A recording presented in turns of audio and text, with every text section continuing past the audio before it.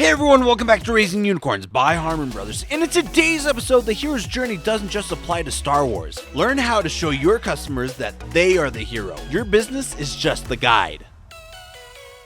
Unicorns are real. At Harmon Brothers, we use insanely shareable video marketing to scale businesses from where they are today to where they want to be in the future. And we've been honored to help several companies grow into those majestic creatures. On the Raising Unicorns podcast, we share the knowledge we've learned along the way to help you grow your business into the success you know it can be. So whether you're working towards that unicorn status or just going from hundreds of thousands of dollars to over $1 million in sales, hit subscribe and come along for the ride.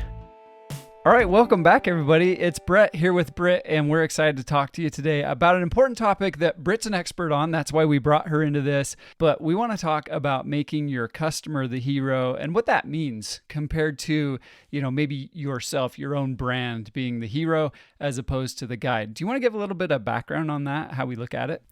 Absolutely. Okay, so I think for me, the genesis of learning this concept came from Donald Miller's Building a Story Brand. Phenomenal. It's an oldie but a goodie, so go read it if you haven't.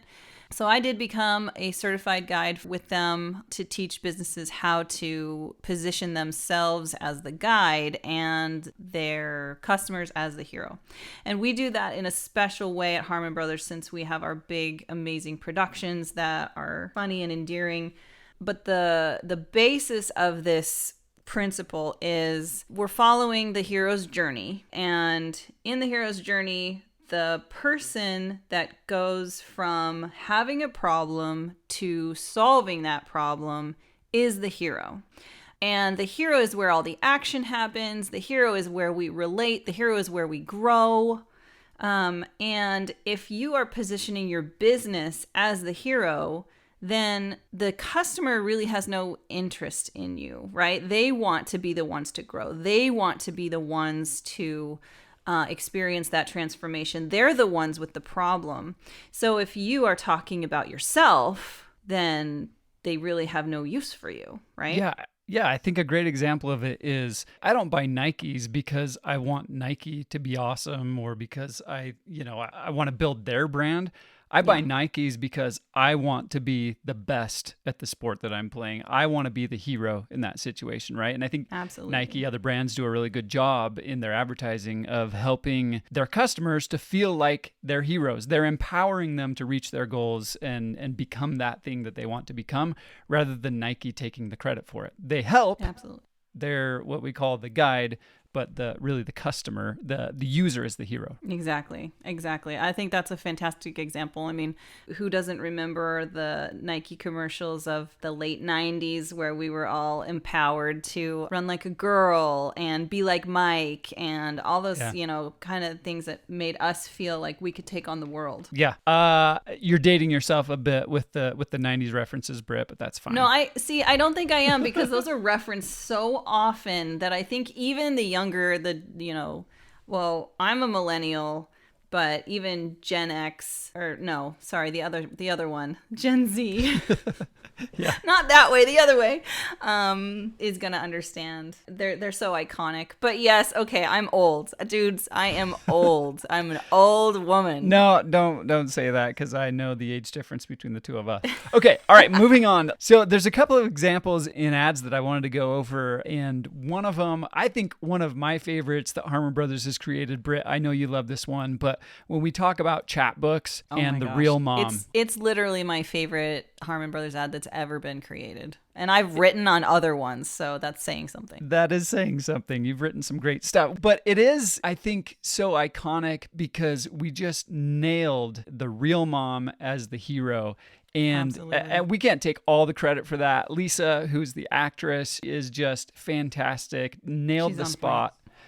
She is the real mom. But I think there's a few interesting things that we can learn about that spot because one of the things we were just mentioning is that she was so good because so many people saw themselves in her shoes. Exactly. So incredibly relatable. You can't watch that as a mother and not relate to it. On some level. The ad opens with her talking about all the stuff that she has going on.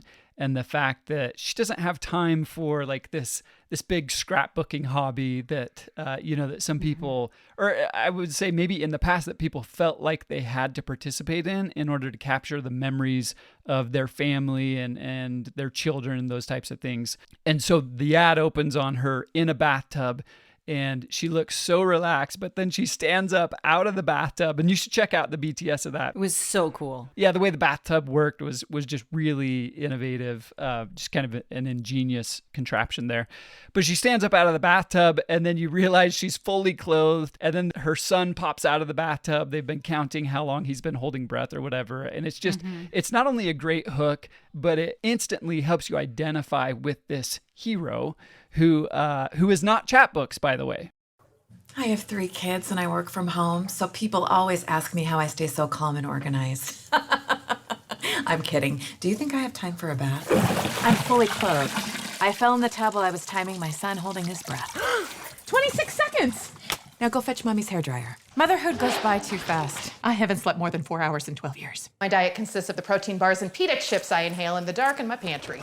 And my children are growing like weeds, but I barely have enough time to keep them alive, let alone print pictures of them. Instead of talking about chat books as the hero, we see this mother who is just like the rest of us, struggles with the same things, and chat books comes in as a way to help her be a mom without spending so much time on what's probably considered the less important stuff. And I would even say be the best mom she could be, right? Right. There's a lot of expectation around motherhood, all that kind of stuff.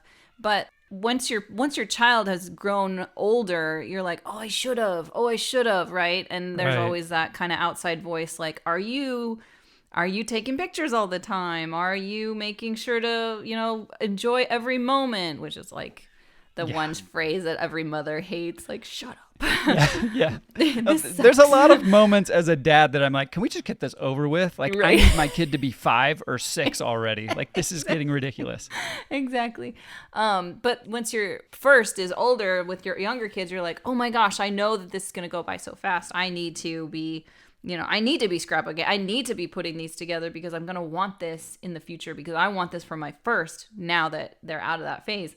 One thing that I do want to call attention to is how aspirational her character really is, because yes, she has all the problems of a regular mom and or dad, right? Like, I'm not as in that parenting role, things are always crazy. Everything's on fire all the time, right? Yeah. But she is counting the seconds her kid is underwater in the bathtub and then praising him for it, right? She's sitting on the floor outside of the bathroom waiting for her toddler to go potty because he wants privacy, right? Like, the way that they have shown, not told, but shown that this mother is a great mother is so aspirational for all moms, because we lose our crap. Like, we do. It's just reality. It's like, I don't have time to sit outside. You need to go do your business and I need to get to the laundry or whatever it is.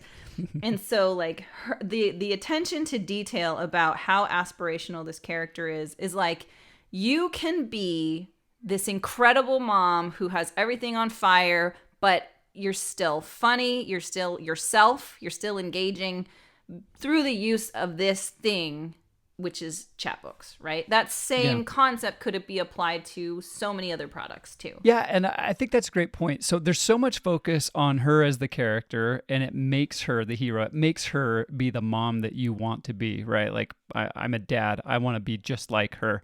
But I think the interesting thing is, we didn't go in and talk about the kind of paper that the book is printed on. We didn't go in and talk about the binding and how vibrant the colors are and all that kind of stuff, right? Yep. I think what enables the ad to be so effective is that people identify with this real mom and they say, you know what, that's what I want to be like. And yes, we talk about chat books in the ad, but chat books is something that's helping her to live her life without some of the other worries that she would otherwise have. And I think that's the key. That's what makes chat books the guide. and the mom or the customer, whoever the customer is, the hero in this situation. Absolutely. Okay, let's talk about one more. And Britt, I think you did some writing on this one, right? Skull Shaver. I did, yes. So Skull Shaver was awesome. Great product. Super fun to write on. So we went with the concept of Mr. Smooth. So this product, I love this guy. they have a product for women, but this product was particularly positioned for men. And so we wanted a male spokesperson to be the hero. So this character is actually really fun and interesting. We call him Mr. Smooth, but he does everything in his life is just, he is so smooth. He's like effortless, right? Yep. Some examples are he has just an absolutely beautiful wife. We have a scene where he's winning an underground cage fight. You can shave while you're on your way to the big meeting. Sales are up! Or while you paint a picture of your beautiful wife. It's perfect. Not you are. Or while you win an underground pit fight. Surprise! Get a smooth shave anywhere, anytime with Skull Shaver. Dang, that's smooth. Skull Shaver. The power of a smooth, clean shave in the palm of your hand. Right? Yeah, I love that he's part. just Yeah. moving from part of his life to part of his life to part of his life where he's just dominating in all aspects. And I think that is very aspirational for all people, but for men, they want to be winning in all parts of their life. Like, what do you think, Brett? No, I love it too. Like the scene as he's just walking through the different rooms, essentially, he's just moving through space and the camera's following him. I love the part when he's in the bathroom and his wife comes walking in and she slips. He catches her and he's like, Careful. Slippery when smooth. It's just, like you said, everything he does is so smooth that it becomes comical. And I think that's what I like about it. He's not the pretentious bro, while he is super smooth, way more smooth than I would ever even hope to be, he's still relatable. He's humorous. And I think that's how you're able to identify with him. And then again, we go back to the fact that you don't see the pit bull, the Skull Shaver, as the hero in this. We have beautiful product shots. We have the product in use, different things like that. But throughout the whole thing, the pit bull is basically helping him to live his best life. It's helping him to be smooth in one very specific area of his life. That's his bald head. But in actuality, the way we're showing it is that confidence that inspires allows him to be smooth in every area of his life. And I think that's the key. Yeah, exactly. So I think the concept in both of these ads is your product is enabling the transformation of the ideal customer, right? So from not smooth to smooth, which is hands-on, particularly his head, but then he's also able to be smooth, right? And then with Chatbooks, it was from crazy disorganized, everything's on fire, to I can actually do something, but I'm not actually doing it. Yeah, it's like I can do this one thing right, and it takes no effort at all. Yes. Yes. And I think that's a great feeling for a parent, any type of person really that has a ton of responsibility to have. It's like, there's at least this one thing that's effortless. I don't have to worry about it. Exactly. This translates to every part of your messaging, right? So whether it's messaging in ads, whether it's messaging on your websites and landing pages, messaging in your emails, messaging, even if you are doing cold outreach, messaging in your deliverables, every way that you're positioning your product, the spokesperson is a reflection of your ideal customer who is the hero, right? And your product enables a transformation of the hero. Is that, am I being, is that clear? You're exactly right. I can't count the number of emails I get every week, these cold outreach emails, and they're like, hi, we're a WordPress developer that creates these amazing things. And I'm like, stop. That is not how you do it. That is not how you're going to get me to respond to your email. I don't care what you do. If you lead with something more like, hey, Brett, I noticed you have a WordPress website, which we don't, by the way. Please don't email. But I noticed that you have a WordPress website and there's these two things that are really great about it. But there was this one thing as I was going through your site that I think could use some work. And if you were to do that, these are the results that you could see. If that would be helpful to you, just hit reply and let me know and we can chat about it. That is such a different approach, and I think so much more effective. And so when you bring up this concept of making your customer the hero rather than yourself the hero is so powerful that entire businesses have been built off doing it right. Yes. I think there's one other thing that we should mention, which is the ways that you can identify whether or not you're doing this right. Because sometimes you start, writing messaging, whether it's website copy or whatever, and you get down this path, and we just naturally, people want to talk about themselves, right? Like Yes, a it's so person's true. favorite word in the world is their own name. Yes. And so it's natural for people to fall into this, not consciously saying that they're the hero, but presenting themselves and what they do as the hero. But I think there are some interesting techniques that you can use to ask yourself a quick question and decide if you're going down the wrong path and need to change course real quick to get into this more, no, the customer's the hero, you're just the guide type mindset. Yeah, absolutely. So one mechanism that we use, Harmon Brothers, is called "What's in it for me." No, we don't call it that, Britt. You call it with them. I call it with them because I'm lazy. But yeah, what's in it for me? So basically what you need to do is put yourself in the opposite position, right? Put yourself in as the buyer and, what's in it for me? What am I getting out of this? And so if you're writing an email or if you're writing a landing page or if you are writing an ad or recording some social content or whatever it is, you don't want to approach it like, me and my company, we're so great. Think about what's in it for the person watching. What's in it for the person listening? What are they getting out of this? And hopefully that's a mental trigger for you to reorient yourself, Right. to talk about it in a different way. I love the example you brought up, Brett. Cold outreach. I get so many emails like that too. Right. Like, So painful.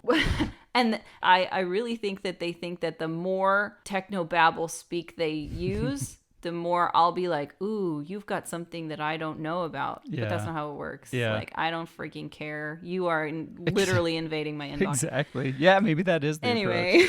approach. I think another way that I've heard you talk about it that I really like, specifically when you're looking at, well, it could be any type of messaging, but in website copy, ask yourself, are you talking about yourself, your company, or are you talking about the result that you provide to your audience? And I think that's another way of looking at it. If your website sounds like one big about us page, about us pages, they might have their place, right? But usually they're so like, nobody's going to visit that page. I don't want to hear someone talk about themselves or their company or how this company was founded in 1956 by a guy who, those stories are so, usually so uninspiring, at least in copy format, that I think just asking yourself, wait, am I talking about myself? Am I talking about my product, or am I talking about the results that the product produces? And I think that's one way that you can kind of flip the script. Absolutely. I love that idea of, does your website sound like a giant about us page? Like, go to your website right now. Does it look like a giant about us page? We should call that a test. Is this our about us test? The about us right? page Like, test. Yeah, I like it. Such a great thing. So tell me some examples that people often use that they may not realize that they're just being self-aggrandizing and they don't need to talk about themselves. What are some of the things that they generally will say? Oh man, well, you see it a lot in like email newsletters and things like that.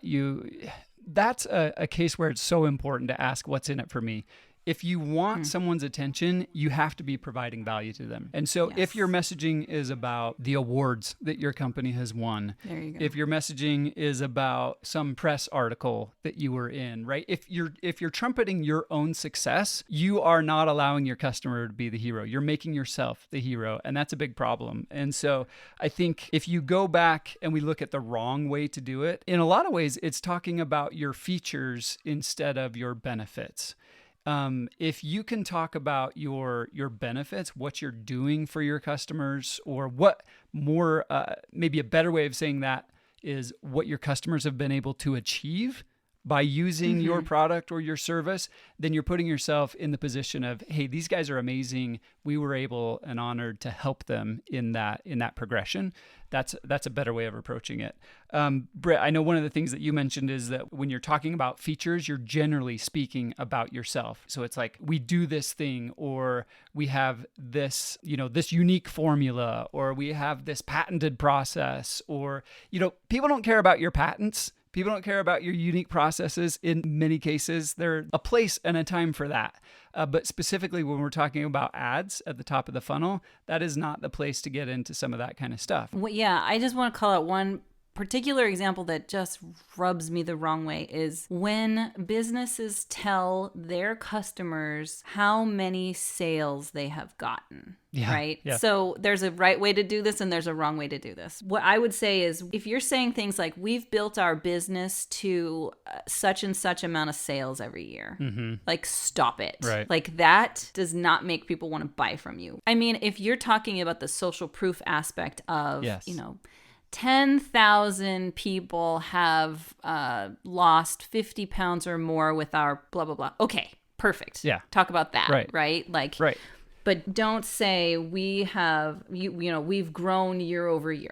Nobody cares. Nobody wants to hear that. You know what I mean? That's right. Yeah. Social proof is... That's a particular, I hate that. Yeah, social proof super important, but there's a right and a wrong way to do it. And the right way to do it is to talk about your customers, make them the hero, Yes. right? Instead of making yourself the hero. That's actually a fantastic point. Good way of looking at it. Okay. I was just going to say, you commented on don't use features. And I absolutely am on board with that, for 95% of the funnel. Right. But I do think that at the very bottom of the funnel, right when people are ready to purchase, they want to know specifics because they're comparing products. That's right. Right? Yep. So that is where your thread count matters. That is where your paperweight matters. That's where your memory, your RAM, your whatever. Your hard drive space right. There you go. That's where you want them to understand how the specifics of your product, the features are better than your competitors, better than someone else that they might buy from. So great distinction. Yep. Like your guarantee, that's where your guarantee matters. That kind of stuff. Good point. There is a place for features. Usually features are talking about yourself.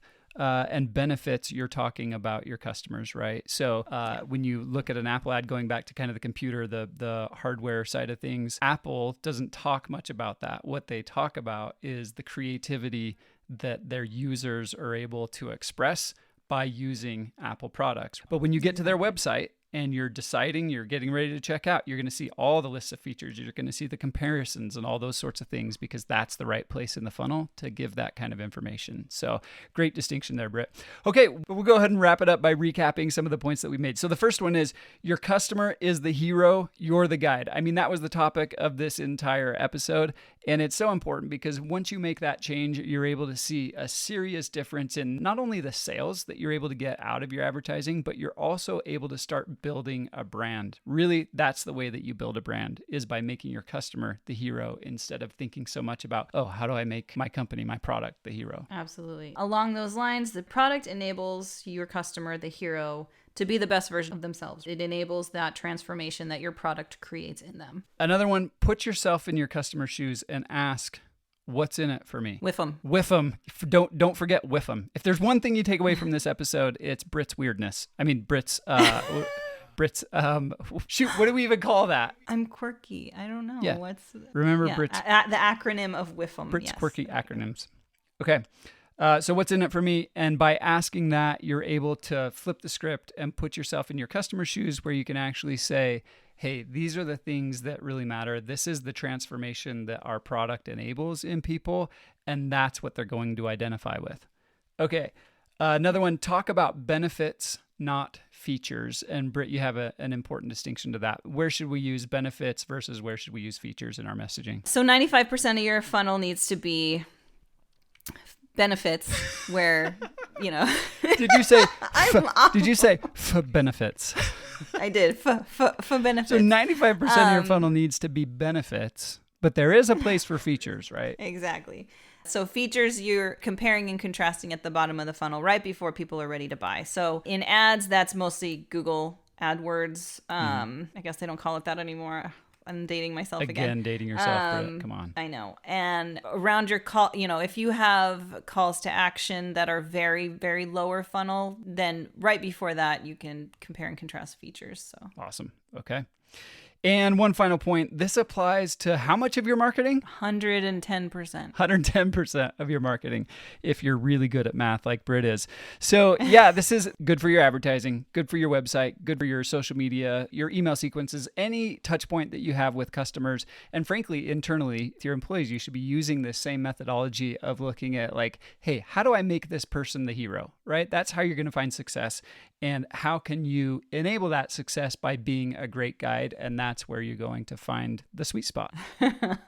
All right. Thanks, guys. We appreciate you joining, and we'll see you on the next one. Bye-bye now. Thanks, Britt. It's been fun. See ya. Tired of playing catch up on your marketing approach? Plan your whole year of ad content with our video strategy in a day. The Harmon Brothers are known for their ad work with Lumi, Purple, and Skull Shaver, and now we're offering a 20-minute video that helps you strategize your best profit-pushing ad research, messaging, and testing for free. Because a win for great businesses is a win for all of us. Go to harmonbrothers.com/video strategy to save future you a lot of stress with no pitch and nothing to buy.